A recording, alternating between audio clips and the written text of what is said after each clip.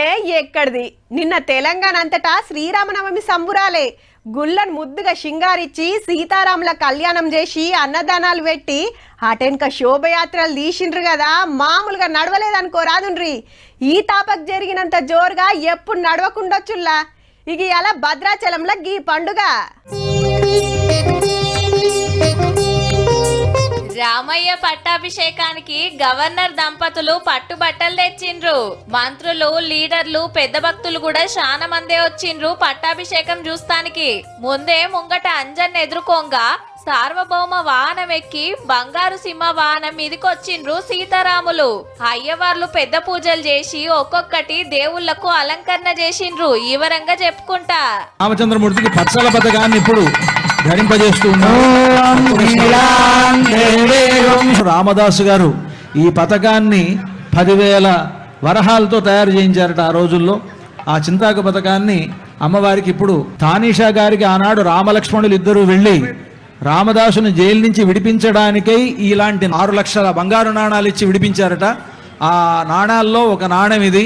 దీన్ని ఈ గొలుసులో పొదిగి లక్ష్మణస్వామికి ఈ సందర్భంగా సమర్పిస్తారు, కళ్యాణంలో గాని పట్టాభిషేకంలో గాని. ఒక గొడుగు కిందకి పరిపాలన మొత్తం రావాలి అని చెప్పి రాజాధిరాజు ఎవరయ్యా అంటే రామచంద్రమూర్తి. స్వర్ణఛత్రం సమర్పయేతే.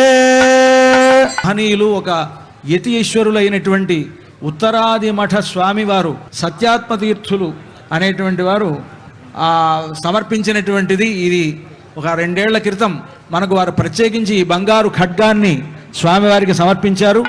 ఆ ఖడ్గాన్ని ఈ పట్టాభిషేక సందర్భంలో స్వామివారికి ఇప్పుడు మనం సమర్పిస్తూ ఉన్నాం. విష్ణోరరాటమసీతి మంత్రేణ భగవతే శ్రీ రఘువీరాయ రాజఖడ్గం సమర్పయేతు. ఆకర్లా రాజమకుటం పెట్టిండ్రు రాముల వారికి. మొత్తం సమ్రాట్ శక్తి అయినటువంటి విశ్వరూపుడైనటువంటి భగవంతుణ్ణి ఆవాహనం చేస్తారు, శ్రీమన్నారాయణుణ్ణి.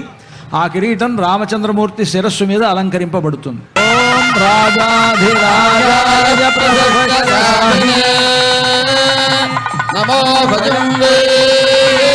పరద తీసినాక మంగళారతి ఇచ్చిండ్రు అయ్యవార్లు. ఆడికే అయిపోలేదుల్లా.